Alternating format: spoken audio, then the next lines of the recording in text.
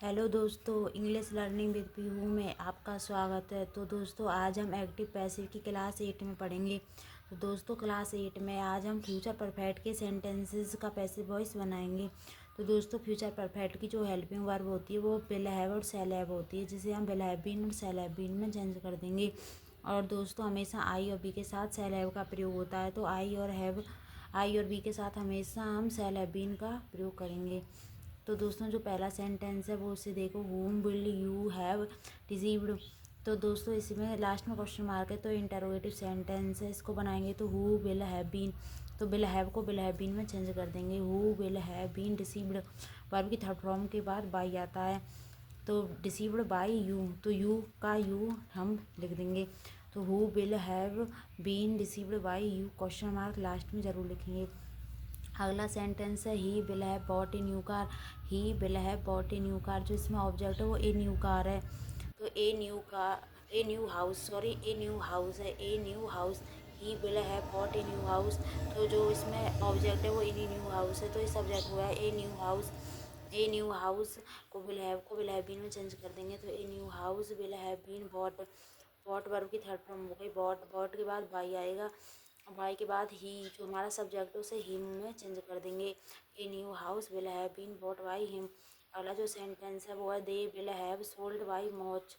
They will have sold my watch, तो इसमें जो ऑब्जेक्ट है वो माई वॉच है, माई वॉच के साथ विल हैव बीन का प्रयोग होगा, तो विल हैव को विल हैव बीन में चेंज कर देंगे।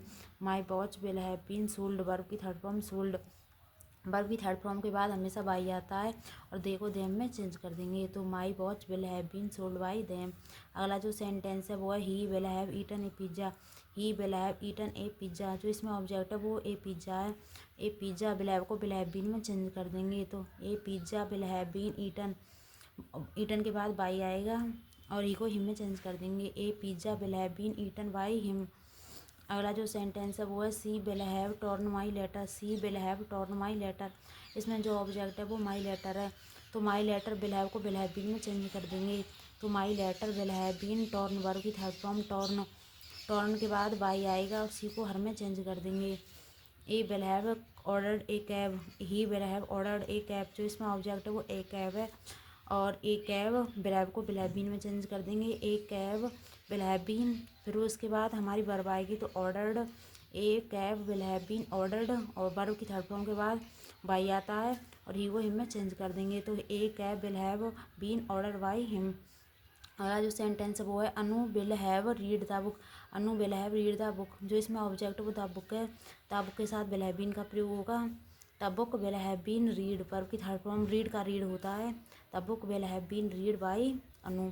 तो वर्ब की थर्ड फॉर्म के बाद बाई आ गया, उसके बाद हम सब्जेक्ट को लिख देंगे Anu, the book will have been read by Anu. अगला जो सेंटेंस है वो है I shall have learn the lesson. I shall have learn the lesson, इसमें जो ऑब्जेक्ट है वो द लेसन है, और अभी इसमें देखो आई के साथ शैल हैव का प्रयोग हुआ है, पर जब हमारा जो ऑब्जेक्ट है द लेसन, इसको जब हमने सब्जेक्ट लिखा तो इस द लेसन, तो सिर्फ आई और बी के साथ ही शैल हैव और शैल हैव बीन का प्रयोग होता है, तो द लेसन जो हमारे बाकी सब्जेक्ट होते हैं उनके साथ विल हैव और विल हैव बीन का प्रयोग होता है, तो द लेसन के साथ विल हैव बीन का प्रयोग होगा, तो आई के साथ सेल हैव और इस द लेसन के साथ विल हैव बीन, तो सेल हैव को हम विल हैव बीन में चेंज कर देंगे, the lesson shall have been. अब वर्ब की थर्ड फॉर्म लर्नड की लर्नड, तो the lesson will have been learned, और वर्ब की थर्ड फॉर्म के बाद बाई आता है, बाई आई को मी में चेंज कर देंगे। तो दोस्तों, सबसे पहले हमारा जो ऑब्जेक्ट होता है उसको हम लिखते हैं सब्जेक्ट, फिर हमारी हेल्पिंग वर्ब लगाते हैं, हेल्पिंग वर्ब को हम चेंज करके लिखते हैं, और फिर हमारी जो हेल्पिंग वर्ब होती है उसके बाद वर्ब की थर्ड फॉर्म आ जाती है, थर्ड फॉर्म के बाद हमारी बाई आता है, बाई के साथ बाद हम सब्जेक्ट को चेंज करके लिख देते हैं। तो दोस्तों, इसमें विल हैव को विल हैव बीन और सेल हैव को सेल हैव बीन में चेंज करते हैं। तो thank you so much guys.